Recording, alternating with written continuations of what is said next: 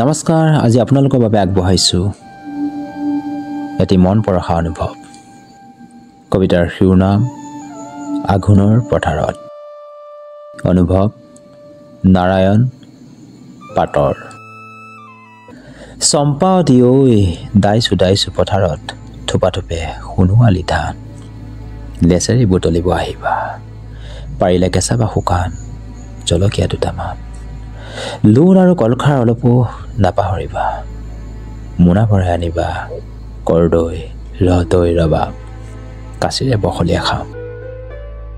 মন গ'লে বজাম নৰা পেঁপা, তই গাবি গান, গাভিনী গাগিনীয়ে বজাব চাপৰি।